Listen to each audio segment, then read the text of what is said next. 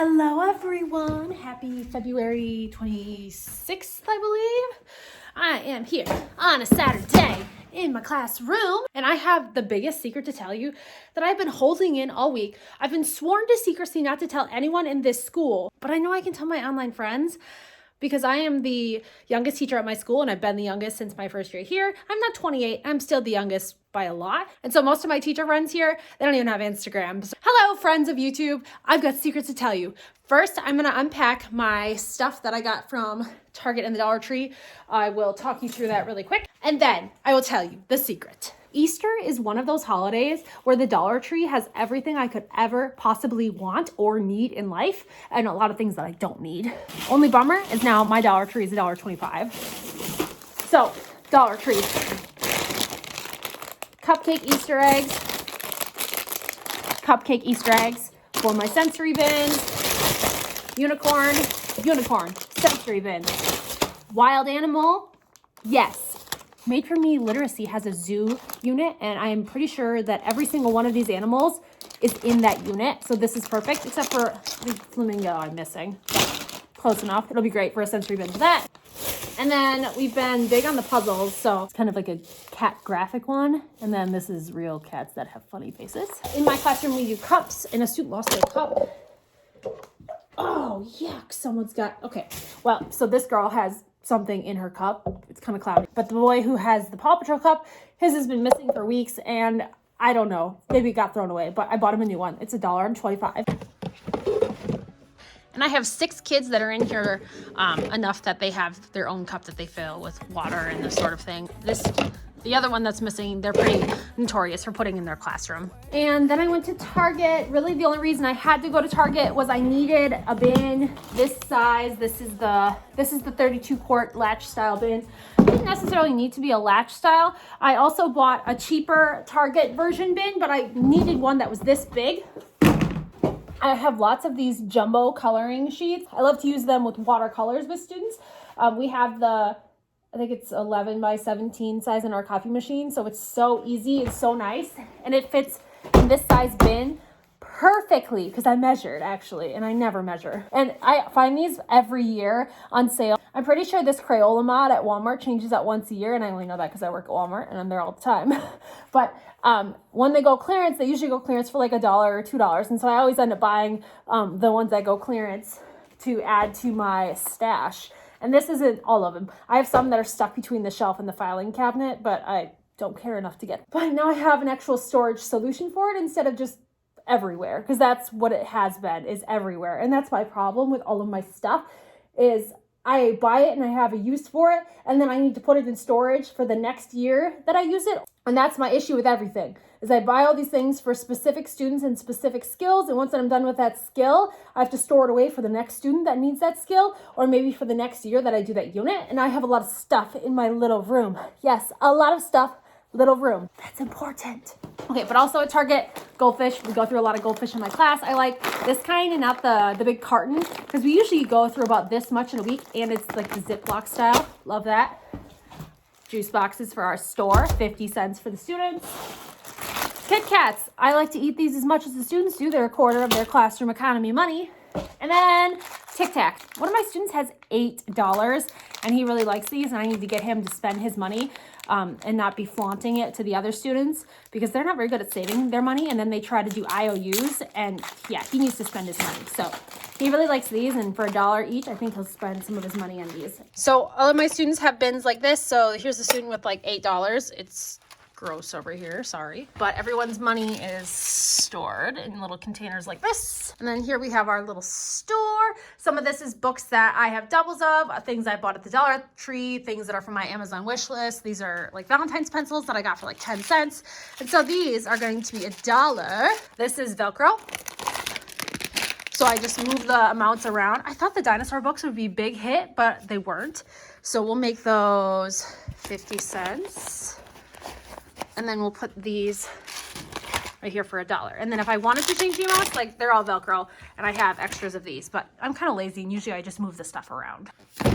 Voila, perfect fit. And this is what I'm talking about. There's some that are stuck in here, and I've tried to use like a yardstick to get them out, but they're stuck. And so this is just like the cheap $7 version. Found this in the Target dollar spot, which gave me just this whole idea for this bin. I'm very excited about this play mat, $5. It's a city. I will open it. So I have cars right here. And then I think I have tractors. Ugh. Dump truck somewhere too in there. So I want to put all of my vehicles, my mat in here. And then I have all of these buildings that I've saved for communities, which is something we usually do in the fall. I've seen different variations of this stuff at Target. Like every month it seems to change out to something else. And I bought them and shoved them down here because I knew I wanted them, but I didn't have like a specific space or idea in mind. So they've just been living under my desk, which is like surprisingly organized. Usually this is just covered in crap, but it'll go perfect with this stuff. So cars, community, all that sort of thing, and the mat fitting in here perfectly. That's the plan.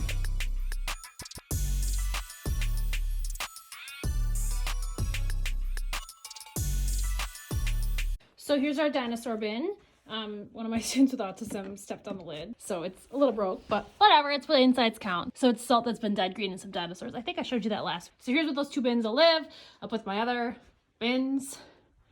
So coloring on the bottom until I get the rest that are stuck there in there. And then here's the bin, easy for me to grab when I want to use it, store it out of the way for no one to touch when we're not using it. Okay, now time for the secret. If you followed me for any extended period of time, I think I've had my YouTube channel for 4 years and this is my 5th year teaching.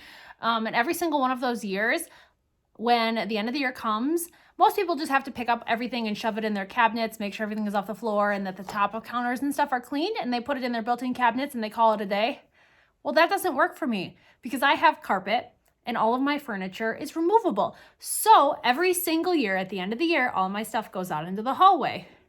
Well, and so everything I buy is in some sort of like bin or container, which is why I have like containers, book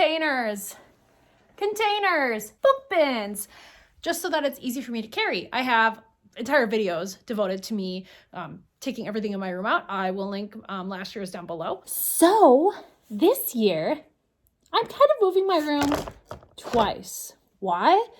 Well, I'm getting a new room.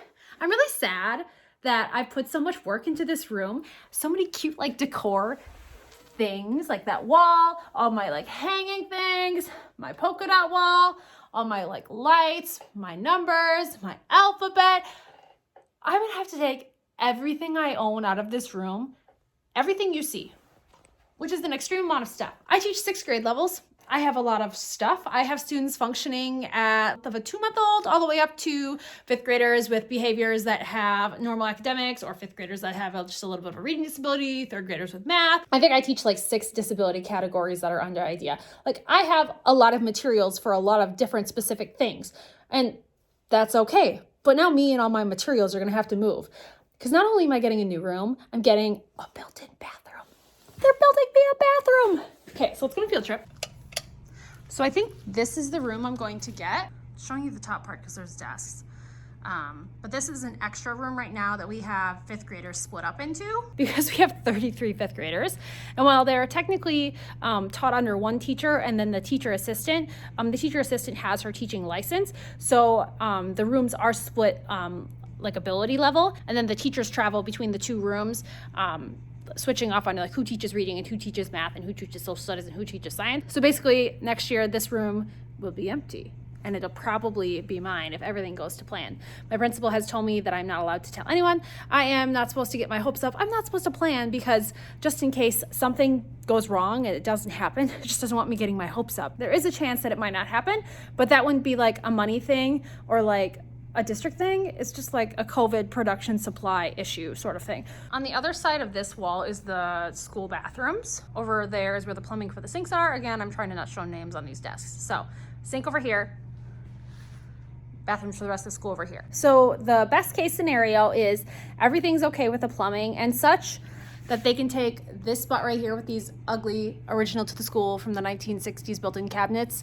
They're 60 years old. and they will be able to push the wall out right there and build me a bathroom. And if all goes well, that they would try to replace the windows right here and then the heating element that's underneath it, because again, 60 years old, and just try to revitalize this space and give me a handicap accessible bathroom, because right now, field trip down the hall. Here's our creepy dungeon-like bathrooms. So the boys' bathroom is just the same, except there's only like 3 stalls and the urinals would be right here. Our school has 1 girl bathroom, 1 boy bathroom. And this is it, creepy dungeon-like. And this is our attempt at being handicap accessible. Commode toilet, grab bar, comes down. Notice there's a hole in the wall because it used to be a stall right here, and they took the stall part down, took out the toilet to try to make it big enough that we could fit a student in a wheelchair and a commode chair and our storage all in here. It's a tight fit. I've ended up with my hands in the toilet because the student is strong. It's a fun time in this bathroom, let me tell you. So, creepy 1960s bathroom. Attempts at being handicap accessible? Not really. Why are the gym lights on?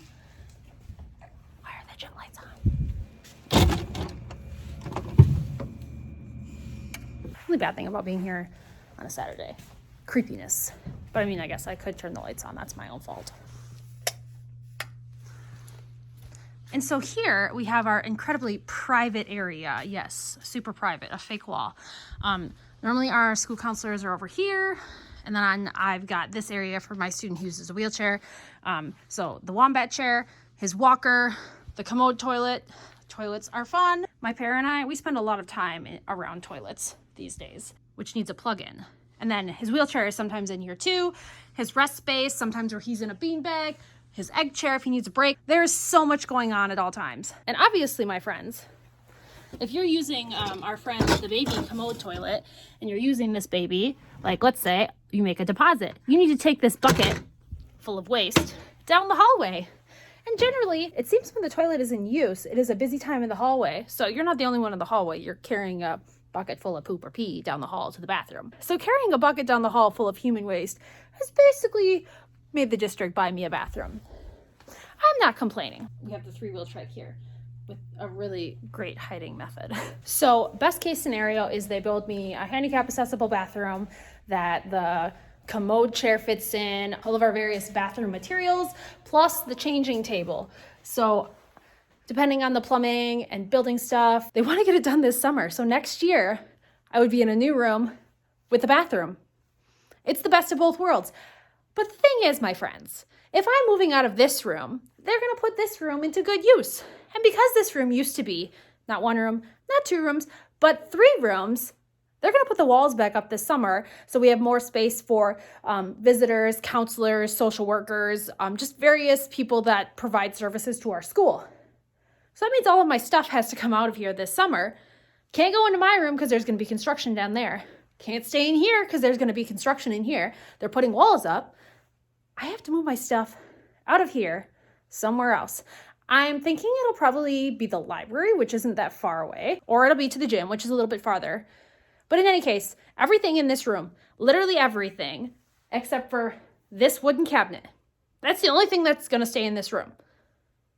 Everything else has to go somewhere else. I'm going to have quite the calorie workout, moving everything I own somewhere else, waiting for the construction of my room to be all done, and then moving all of my belongings into the new room.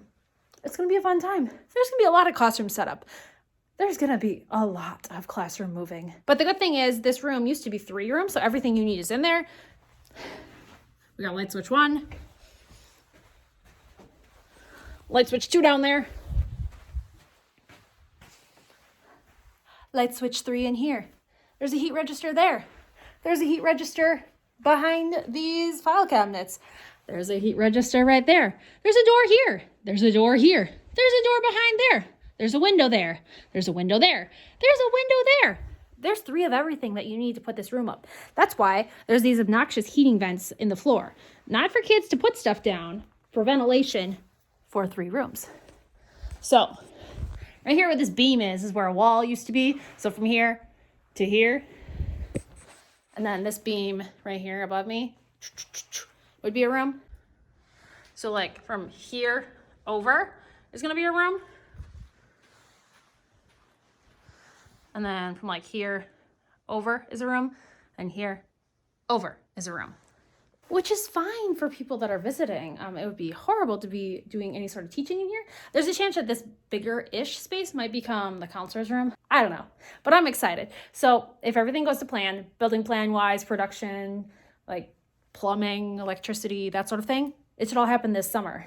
And I will attempt to keep you updated as much as I know. The closer we get to the end of the school year and the plans all get finalized, the company was already out here doing all of the measurements and stuff. And so now they're like building up a couple mock plans. So it should all be happening. And I'm very, very excited. It's going to be weird leaving this space that I've had for 5 years, and even weirder that I'm not like moving to a new building or anything. I'm literally moving just a couple doors down. But it'll be fun. It's weird because some days I'm like super motivated to like clean and organize. And other days I'm like, what's the point of cleaning and organize when I'm just going to be moving it all anyways? And like, it looks like I have a lot of stuff, but like once you get moving, everything's in a bin or a container. Everything's in a bin or a container. It moves itself pretty easily. I do need to go through some of my books and some of my manuals, like all the essential elements. Those are all online. I really don't need the binders. I've just kind of been like slacking on looking through them. Some of the stuff I've had since college. There's a lot of little things that I could do. There's only 3 months of school left. I am excited. So that's the secret, my friends. Don't tell anyone that doesn't watch this channel, which there's only 1,000 of you, so no big deal. So secret is done. Now to do what I came here to do also. Last week we did a Harry Potter unit. I still have the vocab up from last week. But this week is the Iditarod. So I have the craft and the science already printed out. The food recipe is, of course, something with ovens. It's been like 3 weeks in a row that is something to do with an oven or cooking that I don't have access to. It was like musher or mashed potatoes or something, because, you know, Iditarod, sled dog, mushing. But the whole school has a field trip on Friday for students that have earned it. So if you have less than 3 write-ups, you get to go on the field trip. If you have more than 3 write-ups, then you stay here and have like work packets to work on, that sort of thing. So kids have been very motivated to mind their P's and Q's so that they can go. So really we only have 4 days of academics this week, so it's not a big deal that we don't have a food recipe. I have the story printed out, but I haven't picked out the select pages I want to do from the story and from the activities. I do lots of different activities with different students, so like this one is matching. I wouldn't do that with my 4th graders, but some of my 1st graders, yes. It just depends on the kid and what we're working on, if they're individualized education plans. And then I already have the books from, I say reading recipe, but I changed it to Raz Kids. So I have the guided reading books already set to go for the kids for this week. So I basically just have to finish this News to You work. And I could do the vocab. I would have to pull out the laminator, so we'll see. Otherwise, that's a Monday project. Okay, News to You is done for the week. I'm going to take these down. I always laminate and save these, because anytime in the future that my students might be interested in Harry Potter, or if we're talking about a book, maybe about a movie, like it doesn't have to specifically be Harry Potter, but I have that vocab for anything else. An exhibit comes up a lot in News to You. I think this is probably like the 3rd time that we've had this vocabulary word this school year, and it's still a word that we struggle to say, but the X sound is hard for a lot of us. Also, like anytime I'm out here looking at my bulletin boards and stuff, I just think of like what my classroom is going to be like next year. Like all these bulletin boards, I can just take off the wall, so I can just move them into wherever I want. Like this bulletin board, it's not even nailed into the wall. There's some sort of like sticky contraption that my janitor put it up on. It's not like it's heavy. It's just basically paper that's on it. So I can just move the bulletin boards as is into the classroom. So I just imagine like lots of like center-based, instead of having like my News to You here in the hallway. Sometimes they sit here at this table and work on the News to You. Most of my students are at the kidney table with an adult when they're working on News to You. Only my older kids are out here doing it on their own when I'm sitting at that table. But I'm imagining this board next year being next to the sink and next to like wherever I'm storing any of like my food materials, because obviously food recipe, they should be next to each other and near each other so they can reference it. And News to You also has the vocabulary words for that week of all the food that you're using. So like this week is mushroom mashed potatoes, so they'll have like the picture of the mashed potatoes, the picture of the oven, like any vocabulary word that could possibly be related to, they have it. And I could post it up in that area too. Put these in their storage area, which right now is just this. It's not the most organized. I have a plan, I just haven't done anything with the plan yet, which is very common for me. I have a plan in my head and I buy the stuff for it, and then it takes me like 2 months to actually do said plan. Also, this no button from Target has 10 different various ways to say no. This is my last word. No! So I use that with some of my older students too if they get a kick out of it. I'm gonna fire up the laminator, laminate my things, which I left over here thinking that maybe they would laminate on Friday. They didn't, so that's okay. So I've got some of my stuff. So some of this is not mine, but like this is mine, but I'll wait for that to go through the big laminator. And I have my shape polygon cards that I need for 4th grade math on Monday. And then the colored copies of News to You. So that's still on the color printer, probably. 4 things of lamination, and then we can go home. Hurry up, little laminator. So here we have the news to you for the week. Snow dough, how temperatures change items. Again, it's an ice melting activity. Maybe that's something exciting for the kids in the South, but here we are very well aware of what happens when ice cubes and chocolate chips interact with each other. Same thing with melting. Like, we get it, but it'll be fun to do. And I already have all of these materials anyway, so it'll be pretty easy. And then you have the vocab, musher, sled dogs, Iditarod, and Alaska. So thanks for watching, and I'll catch you guys in my next video. You never know. Maybe I'll do a week in the life of a special education teacher. It is going to be a fun week, maybe. Thanks, guys, and I'll see you in my next one.